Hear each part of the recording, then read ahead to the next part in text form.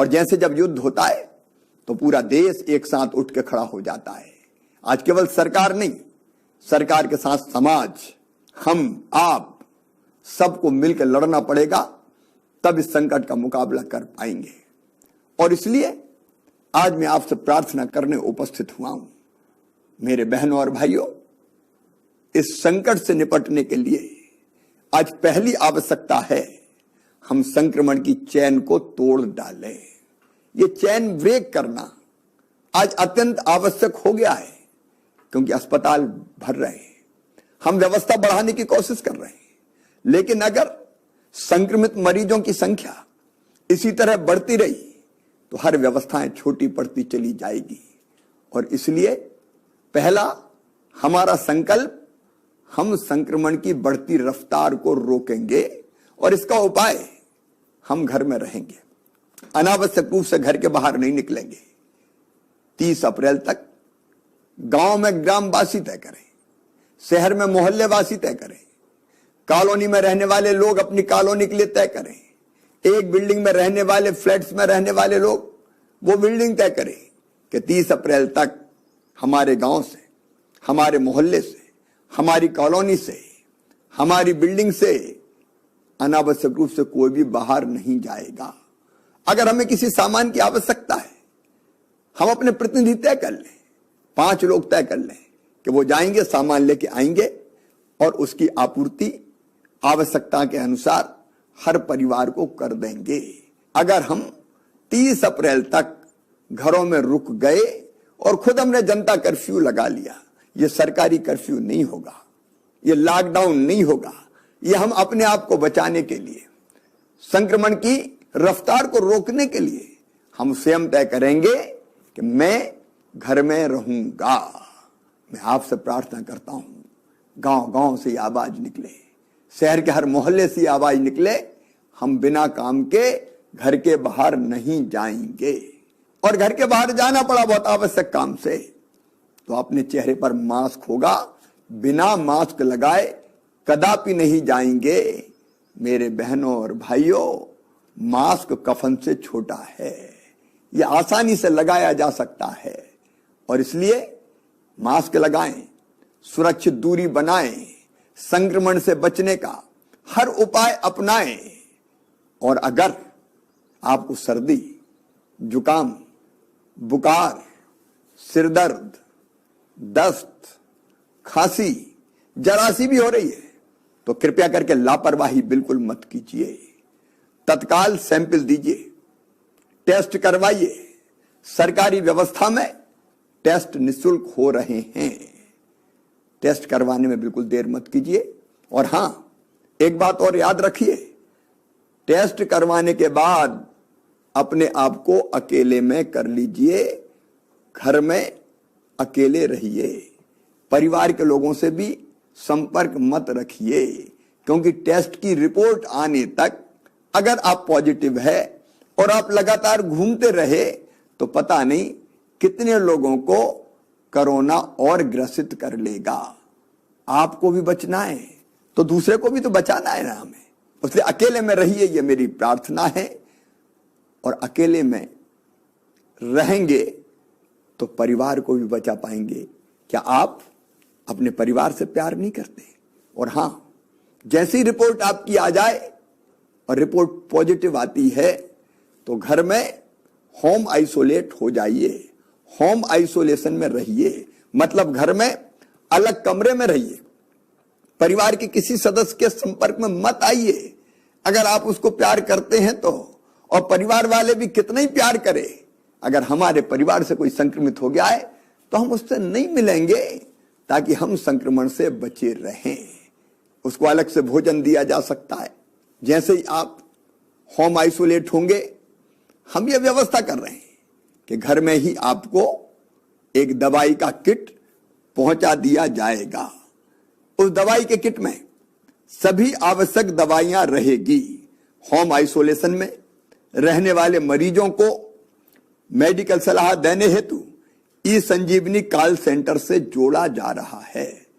हम यह सुनिश्चित कर रहे हैं कि कॉल सेंटर से टेलीमेडिसिन के माध्यम से डॉक्टर संक्रमित भाई बहन से फोन करके ये सलाह दे कि उसको क्या करना है, क्या नहीं करना है। आपके जो लक्षण है आप बताएं, डॉक्टर से सलाह प्राप्त करें। और हां, होम आइसोलेशन में दवाओं का किट आपको निःशुल्क पहुंचाया जाएगा, निःशुल्क पहुंचाया जाएगा। आप डॉक्टर द्वारा बताई हुई सारी सावधानियां रखें, जो दवाएं दी गई है उन दवाओं का सेवन करें। मेरा विश्वास है कि घर पर ही आप पूर्णतः स्वस्थ हो जाएंगे। और हां, यदि घर में रहने के लिए अलग स्थान नहीं है तो अभी चिंता मत कीजिए, बाकी परिवार को बचाना है तो आप कोविड केयर सेंटर में आ जाइए। 110 कोविड केयर सेंटर पूरे प्रदेश में प्रारंभ कर दिए गए। हर जिले में कोविड केयर सेंटर है, जरूरत पड़ेगी तो हम और बनाएंगे ताकि आपको कोविड केयर सेंटर में रखा जाए। कोविड केयर सेंटर में डॉक्टर आपकी देखभाल करेंगे, स्वास्थ्य विभाग का अमला रहेगा, भोजन चाय नाश्ते की व्यवस्था की जाएगी और आप स्वस्थ हो जाएं, इसका पूरा प्रयास किया जाएगा। इसलिए घर में जगह नहीं है तो बिल्कुल संकोच मत कीजिए, कोविड केयर सेंटर में आइए। इसके बाद भी कोई समस्या पैदा होती है तो चिंता करने की जरूरत नहीं है, वहां से अस्पताल भेजने की व्यवस्था भी की जाएगी। लेकिन अगर इतना ध्यान आप रखेंगे तो अस्पताल जाने की नौबत नहीं आएगी। क्या आप इतना सहयोग नहीं करेंगे कि लक्षण आते ही आप टेस्ट करवा लें, इलाज कर लें, ताकि अस्पताल में भेजने की नौबत ही ना आए। अस्पताल में मेरे बहनों और भाइयों, बिस्तरों की संख्या हम लगातार बढ़ाने का प्रयास कर रहे हैं। सरकारी अस्पतालों में भी बिस्तर की संख्या लगातार बढ़ाई जा रही है। 1 अप्रैल को जहां हमारे पास कुल 21,159 बिस्तर उपलब्ध थे, आज उनकी संख्या बढ़ के 40,784 हो गई है। 30 अप्रैल तक इन बिस्तरों की संख्या बढ़ा के हम 50,000 तक पहुंचा देंगे। सरकारी अस्पतालों में बिस्तर की संख्या बढ़ रही है, प्राइवेट अस्पताल भी बिस्तरों की संख्या बढ़ा रहे हैं। हम प्राइवेट अस्पतालों को भी सरकारी भवन दे रहे हैं कि आप आइए, अपना अस्पताल प्रारंभ कीजिए। हर तरह की व्यवस्था में सरकार सहयोग दे रही है। और केवल प्राइवेट सेक्टर नहीं, अब तो स्वयंसेवी संस्थाएं भी अस्पताल बनाने आगे आ रही है। मैंने कहा कि संकट ऐसा है जिसमें सबको मिलकर लड़ना पड़ेगा। राधा स्वामी सत्संग व्यास इंदौर में अस्पताल तैयार कर रही है। हमारी लगातार कोशिश होगी हम बिस्तरों की कमी आपको ना आने दें, लेकिन संसाधनों की एक सीमा भी तो है। बीच में ऑक्सीजन की किल्लत पैदा हुई, चारों तरफ ऑक्सीजन की कमी के कारण एक विकट संकट हमारे सामने पैदा हो गया, क्योंकि अप्रत्याशित संख्या है मरीजों की। किसी ने कल्पना नहीं की थी कि ऑक्सीजन की इतनी आवश्यकता पड़ेगी। लेकिन प्रधानमंत्री जी से मैंने आग्रह किया, गृह मंत्री भारत सरकार से बात की, उद्योग मंत्री से बात की, स्वास्थ्य मंत्री से बात की, और आज मैं आपको आश्वस्त कर रहा हूं, अब ऑक्सीजन की आपूर्ति लगभग सामान्य होती चली जा रही है।